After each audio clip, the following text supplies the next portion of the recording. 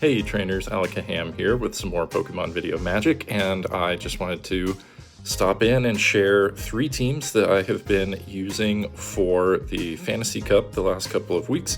These have been consistency pretty high performing for me, and so this first team consists of, the strategy is Steel Double Water. So the idea here is that in a Dragon Steel Fairy cup, right, like the one that we have for the Fantasy Cup here, the dragons are gonna pretty much lose to everything except in like very special circumstances, and Fairy loses to Steel, right? So the idea here is that I've got Steel Double Fairy, but both of the fairies have water coverage so that they can actually do damage to the steel types as well. Now I realize that this first team may be a little more niche because I am in the fortunate position to have a Great League Tapu Fini, which is not necessarily all that common. I was very fortunate to do a trade with my wife and got, it's one of those weird situations where you're hoping for poor IVs. So I actually got really bad IVs on this Tapu Fini, which is great, and it's great because it dropped it below the 1500 mark and allowed me to use the Tapu Fini in the Great League. So my first strategy here is Steel Double Fairy. I think that's fairly common for this particular meta, but I really like having Double Water in the back. So a variation that you could have on this is you could switch out Tapu Fini for Primarina, or you could use a fire type like Turtonator and you would still get some interesting coverage there, even though it's a dragon, but the fire typing gives it some interesting additional coverage. I'm going to circle back to the team that I just used in a moment. This next team is Steel Double Fairy again, except for I'm trying a different kind of coverage. So I have Whimsicott to help against the fairy types, because so many of the fairy types being used in this cup are water types. And as you can see, I'm doing pretty well against the Primarina here. I am going to go ahead and shield because I don't want to get hit with like a disarming voice. So I tried to build up a little bit more energy here. I think they just got to a Hydro Cannon, yeah, which I knew I could tank okay. So now I have almost 2 Seed Bombs. I'm gonna go ahead and throw the first one. We're going to take out the Primarina, and then they are going to bring in their Alolan Sandslash. So we're going to chunk a decent amount of damage with that Moonblast, and they immediately switch again, and they continue to sneak in some fast moves against my Excadrill there, so that ends up putting me in a fairly precarious position, and I think I make some mistakes in this game. So this particular battle maybe has some shortcomings here. I shielded here, and I absolutely should not have shielded here.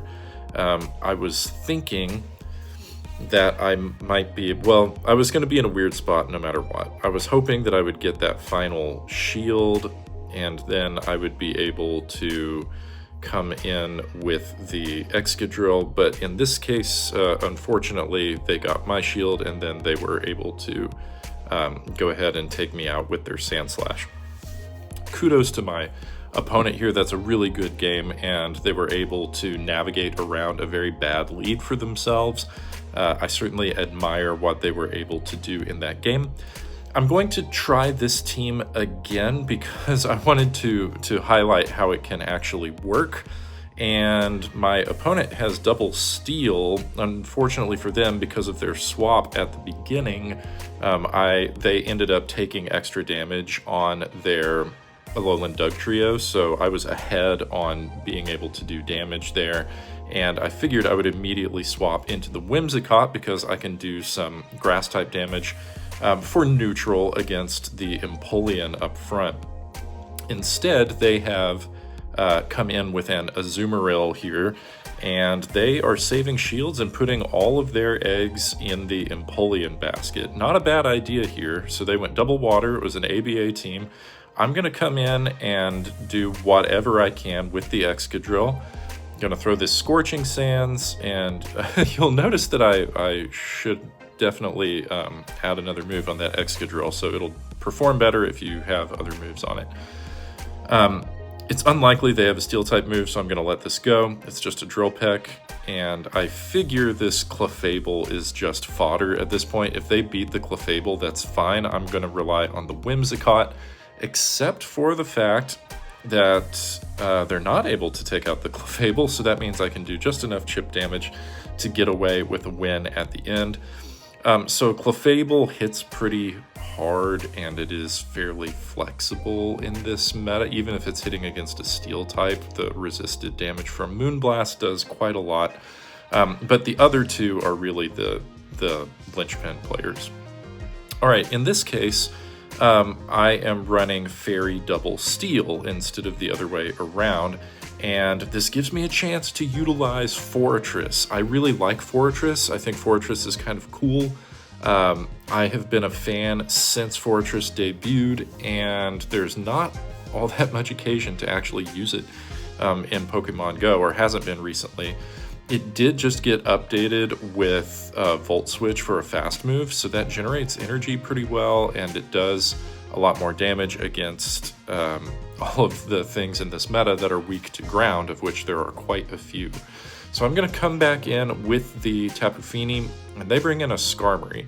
I think I'm going to be okay against the Skarmory. Both of my remaining Pokemon can do neutral damage to it, so I'm going to chip some damage there, feeling confident that I can use either of my remaining Pokemon to close out this match, and we're just going to start throwing Ice Punches. So Ice Punch is going to be neutral damage against a Steel Flyer here. I was nervous that they would do Brave Bird, which they did, so now their defense is way down, and I could just go ahead and farm down with Shadow Claw. You might also try running Alolan Sandslash with a different fast move, so you can run Powder Snow for the fast move and maybe get some extra damage against the ground types or against flyers here. But I figured there were so many fairies here, like that shared water typing, like Azumarill and Primarina, that I see quite regularly.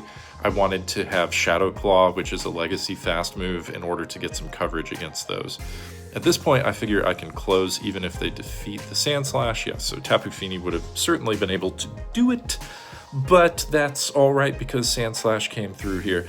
And I wanted to close by circling back around to this first team. This is actually my favorite team that I've been using in the Fantasy Cup. You can see I'm still building my way up here, so I'm at rank 17, but my elo is hidden right now, but my ranking is doing well enough that I'm getting paired up against people who are higher rated than me. So all of that just to say, you know, I'm not a person who's going to reach legend or anything, but I'm trying to tell you that the teams are working, right? That it's going enough in my favor to be able to at least climb up the regular ranks here. Okay, so Steel, double Fairy, double Water against Azu. I am able to... so I had swapped into Tapu Fini, and Azu actually wins the matchup here in most situations. That's okay.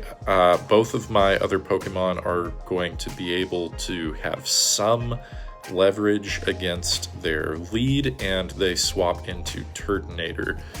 They're sticking with Turtonator for whatever reason. I swapped to Azumarill, and they are a Fire Dragon. I'm a Water Fairy, so pretty much everything that I'm gonna do is gonna be at least neutral here. Actually, everything is going to be exactly neutral against them, and all of their moves are going to be resisted. I don't want my Azumarill to get too low here. I want to make sure that I can actually close things out. But they swap into their Zygarde. I do not think they have enough for an Earthquake, and sure enough, they go for a Crunch, which would be resisted. So I'm going to go ahead and throw this Ice Beam. Ice is going to be super effective. They let the Zygarde go, and they're counting on Turtonator to close. I figure I'm going to chip as much damage as I can with Lucario up front, and yeah, that's fine. So they're going to have a move, but I have a shield, and that's going to be a good game. So these three teams and basically two strategies that I showed you were really fun for me. They worked out well, and I hope you've been enjoying the Fantasy Cup. Let me know if you have teams that you like, or if you try one of the ones that I just showed. Like the video if you enjoyed it. Subscribe to the channel if you want to see more. and I appreciate you visiting the page today. Until next time, trainers.